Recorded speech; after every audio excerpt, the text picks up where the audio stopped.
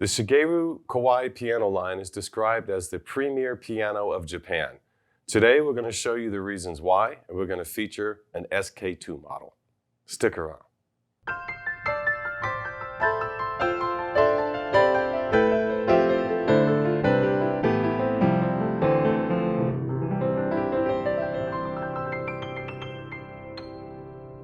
Hi, this is Ted with Alamo Music Center in beautiful downtown San Antonio, Texas. I'm Patrick Marr. You can find us online at alamomusic.com.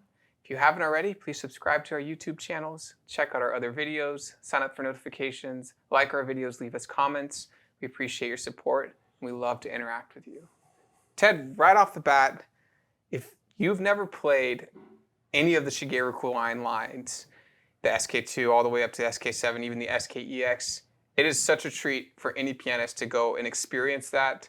And just right off the bat, I want to say, if you are in any of areas that we have store locations, we will have representation of an SK there. San Antonio, Austin. If you're in Kansas City, St. Louis, those are called Kawai Piano Gallery. If you're in Michigan and you're in the Detroit Metro or in Traverse City, there will be an SK at the Michigan Pianos up there, the Kawai Piano Galleries of Michigan. And then also in Columbus and Cleveland here starting in September, we're going to have Kawai Piano Galleries as well set up there. Awesome. So please go check them out. Just a treat to play. There's no obligation to buy one, of course. Sometimes these can be excessively expensive if you are not looking for that perfect forever piano and you have a big old budget set up. They can be sometimes way out of your price range, but they are worth playing and it's free to play them. And it's really a treat, right? The first time we got these. This is the absolute joy about working here, is when people come in, not just for us to play. I mean, that's a given, we're here. But when people come in and, can I play the pianos? And it's like, hey, don't play that one. Go play that one. Put them on an SK. And then they'll say, wow, what is so special about, why is this piano different and better? And that's the whole thing about it, is that you can put someone on that instrument and you know they're going to remember that day for the rest of their life if they've never played an SK piano. We had a UTSA music student here just the other day who's, they're studying piano and incredible pianist and has played lots of Steinways, lots of Yamahas, lots of Kawais, but had no idea about Shigeru Kawai just because, the representation is relatively new when you think about piano timelines, and especially at universities and concert halls. Usually they have a piano that's been there for 10, 15, 20, 30 years. And Shigeru Kawai, the history is interesting on it. It really is. It started in 1955 when Kawai, it was Koichi Kawai at that time, designed the first grand piano for the Kawai Company, and that ended up being their 2 model. And I think originally it was number 200 or something like that. And then switched to the KG2, which you see a lot all over churches and homes. And that's what put Kawai on the map, was the KG2. I've played more of those pianos at venues just as a professional pianist than probably anything else. And it's usually followed by like KG2C or A or B. D, yeah, they had a lot of different remakes. And the other thing too, that a lot of people have forgotten, and of course, if you're not around at the time, you won't remember, but Kawai pianos were, I can't remember the exact percentage, but they were less expensive than Yamahas when they first came out. And so everyone bought a Japanese grand piano for less money than what a Yamaha was. And I mentioned that to the guys at Kawai Academy last week. I said, don't forget, these pianos were less expensive. They were about 20 to 30% MSRP below Yamaha's pricing for comparative models. And so that helped put Kawai on the map. But to this day, they're still not as well known as some of the other piano brands. But in the last 20 years, since I first played a Shigeru Kawai, I had to go around and find them. There weren't a lot of them in Texas. Well, and I think the vision really started in 1980 for Shigeru Kawai. Well, yeah. When they had their first piano, I got off on a tangent there. But in 1955, they designed this 5'11" grand piano that became the 2 series. And then in 1980, Shigeru Kawai was attending piano competition. Who was next in line under Koichi. And he said, why don't you put your piano up there on that stage? And it took them 5 years to get to a competitive concert stage with their grand piano. And that would be 1985. So relatively speaking, Kawai is a late bloomer onto the concert stage. But since then, almost every year, more and more and more players are going with the Shigeru Kawai line for their final competition. Well, and it wasn't even available to people for people to buy until the year 2000. Right, because it was considered an experimental piano, and that's why their 9-foot, their top of the line flagship piano, still has that EX on the end. Because if they come up with a brand new innovation before they put it in all the Shigeru Kawai models, they put it into EX first until they can get it perfected and see what the end result is. And then they put it into the other models. So it still stands as their experimental piano. So yeah, the modern day is the SK-EX, and we've done videos on that, so make sure you check it out. But yeah, it's just incredible, 9-foot 1 piano, just so balanced all the way through. But really, that technology they've applied at every level of the SK line now. They sure have. They all play the same, but they respond different based on the size of the strings and soundboards. And so the SK-2 is what we're looking at today, and we'll be playing it here in just a minute. But the 2 lives on in the same spirit as the original 2, that 511. I have a GX2 at my house, so so when you think about Yamaha, a lot of people think C3 is like the piano that people associate with Yamaha among pianists, and it's in studios, it's in people's homes, it's in churches. The KG2, the GX2, the RX2 before the GX2, that 2 line really lives on. But it's neat that Kawai has expanded, and they have their GX2, which is their premium Kawai piano, but then they have really their premium on the Shigeru line and the SK2, and it's a fantastic scale design that really does an honor from your lowest bass note all the way up to the upper registers, and it's an incredible sounding instrument. So let's take a listen, and then let's come back and talk about some of the unique features of Shigeru Kawai, what makes the soundboard special, the tapered soundboard special, the rim, the keys, everything about it is made with an intention. And you know what that intention is? No loss of energy, so it all goes to the tone. And when you look at how this thing is made from the bottom up and top down, how it's designed, engineered, and more importantly, how it is manufactured for consistency so that those engineering and design features are actually functional in a finished product instead of just a patent that they throw out and use for marketing. This stuff really does work. And the way they age their soundboard is all through time and natural aging, which they're not trying to create some machine that quickens the process, which a lot of manufacturers have done. They're not trying to compromise at any level. And that really is seen from top down when you play one of these instruments. They really spend all their time trying to figure out if money was no option, how do we make a perfect piano? So let's take a listen to the SK-2, 5'11". I think they call it their Salon, the classic Salon size, which means grand piano. Grand piano. So let's take a listen. The 5'11" SK-2.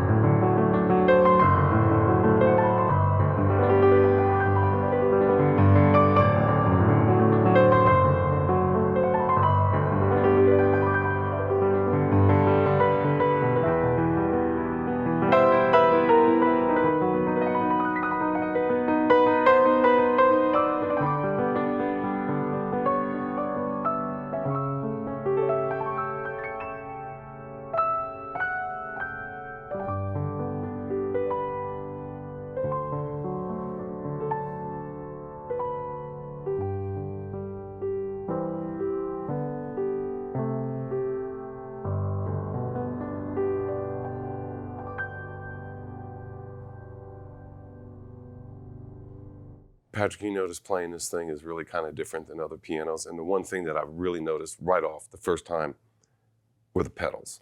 So I don't know if you noticed the pedals, but they're really super smooth. And it's like they have a 0 to 100 grade, and it hits everything in between. It's not like it's on and off, and it's not like it's either here or there. It's kind of anywhere in the middle, both on the sustain and on the soft pedal. Yeah, it's that dual pivot, which is really cool. So it attacks on two different. I guess. Well, you machines. don't feel the clumpiness in the thing. I don't know. Sometimes you can feel where it's going, but in this one, it's just smooth. It's very smooth. It's very smooth. And so you just got back from Kawai Training Academy. I sure did. So something we've talked about a lot in some of our videos is the Millennium 3 action. Strange that you mentioned that. Strange that you mentioned. Some of the things that make this piano a real pleasure to play.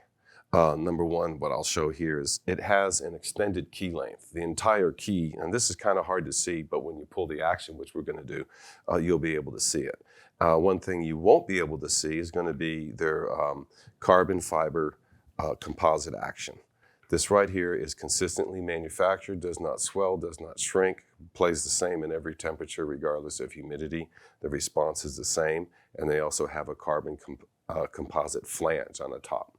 And this flange sits on top of what they call a dual beam. It looks like a letter F that fell down, so that it's solid. And they have all of the flanges are not just machined in here. These are finely threaded machined screws that go into the serrated top so that the flange cannot move, and to make sure that it stays placed and that it's not hard steel and wood against this carbon fiber. They put this insuliner underneath it to make sure that it doesn't move, and they all stay the same, and so that there isn't any kind of thumping or any kind of unwanted noise. The whole idea is to put all the strength and everything of here through this hammer shank right into the hammer so that it hits the string, and that there isn't any wiggle, there isn't any wobble, there's no loss of energy. And that's how that thing works. They've got this action jack in here. They gave us one of these as a key ring. It was actually pretty cool. Oh, that's cool. You got a little key ring in it. But you'll be able to see how consistently this action rail and all the flanges look when I pull the action on it. And really, that's one of the things that sets apart the SK line and all the way down to the other Kawai grand pianos is this Millennium 3 action that they really believe at their highest level of piano to their least expensive grand piano. It's all going to be consistent with the Millennium 3 design, which is that that whip and cage, carbon fiber ABS, strength of it without sacrificing sacrificing anything, which is cool, and it's a great idea, and really translates well, especially when you're in the SKX and they have the upgraded hammers, the mahogany hammer with they have a special name for the wool, the Sion hammers.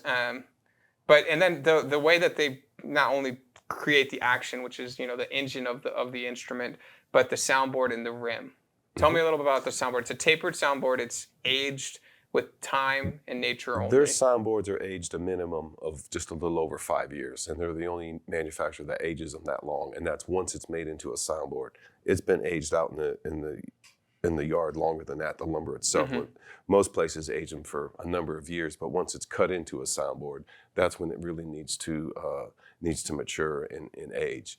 And they do all of their pianos on the Shigeru Kawai line are a minimum of 5 years, and they're tapered so that they're put in there so it flows down, and it follows the tapering on the rim support as well, and that sits right inside their rim. Now their rims are a lot fatter, and there's a spot on the SKs where you can see the under part of their rim, and the under rim is almost like two or three times the size of what you see on the top, and underneath all of their beams flow into the one. They have that one cast iron, actually a steel brace that all of their beams set inside there. It's part of what they call their core system, so it's kind of like the spokes on a wheel. So all that energy comes into the frame, and it comes into the rim.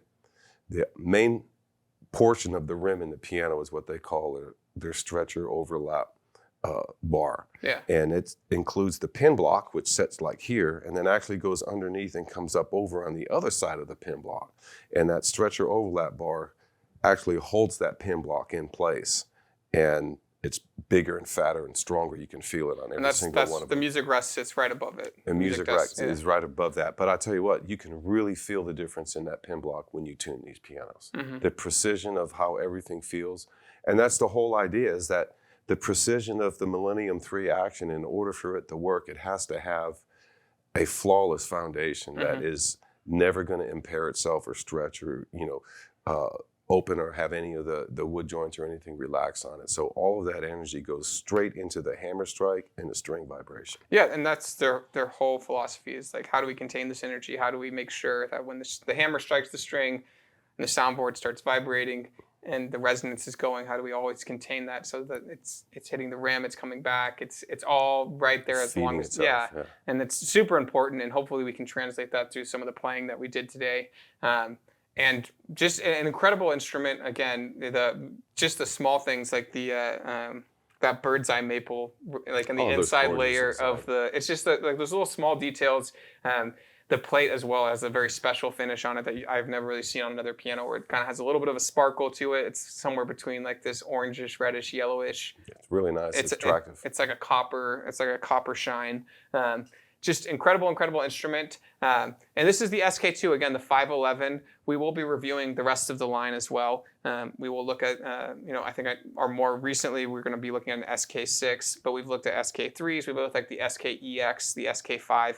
Make sure you've checked out those videos, because they are all a little bit different, especially on the size and what that means to string length and what that means to key length, and the way it all together comes and creates this beautiful sounding instrument. If you've had the pleasure of playing an SK-2, please let us know. Leave some comments. Let others know, hey, this was my experience with the Shigeru Kawai. My first experience in showing these, we got them in, I don't remember how many years ago this was now, but the first one that we ever sold was someone who drove in 4 hours away to come play a used Yamaha U1. One of the refurbished U1s, a great instrument. They came in, they're like, okay, I'm going to spend X amount of money, which was, I think at the time it was probably sub $6,000. They drove that long to say, I'm gonna go buy a $6,000 piano. I'm gonna go check it out and see it. Came into the store, played it, was like, okay, that's good. Started thinking about it. I was like, you got to try out this piano. We just got it in, the Shigeru SK-2. Him and his wife and his daughter, they ended up renting a hotel here in town for the night to think about it, and ended up spending. And these are people, they drove down in their minivan. It wasn't anything, not people who are going to spend an insane amount of money, but end up convincing themselves and saying, this is the piano. Like, I don't want a fancy car. I don't want, like, this is what I want to grow with. I want to grow with an instrument that can respond the way I want it to. And it was for their daughter at the time. But the father was like, I'm going to commit to piano too. And they ended up, instead of spending $6,000, they spent a lot more and got an SK-2 when it wasn't even. But they were happy. They were so happy. He was shaking at them. He was like, he's like, I'm so excited to go learn and play piano and play more and really grow with something that he didn't even know he would love. And so that's the power of these. This is a thrill for me, because 20 years ago, I had to go out and find Shigeru Kawais to play. And I'm sitting here today making a video telling people, go to our stores and play an SK piano. You will not be let down. I've been saying it for 20 years. The Shigeru Kawai pianos are some of the best, if not the absolute best, demonstrated piano in a brand new piano showroom. They almost always take the cake no matter what you put next to them. And that's why I went out of my way to play one, and I go out of my way to have people come into the store, and when they come in here and they're not expecting anything, you give them one of that, they tell everybody about it. And with that, that's about all I can say about the Shigeru Kawais. They're just beautiful instruments. They're fun great to be around, and they're fun to have people play. So let us know your thoughts. Let us know if you've played one, if you've owned one, if you've dreamed of owning one. And if you haven't played one, please go to our stores, check one out. They are incredible instruments. Thank you guys for watching. This is Ted. I'm Patrick. We're here in San Antonio at Alamo Music, but check us out. We're around the country now. Kawai Piano Galleries are popping up, and we will be there to say hi. Thanks for watching.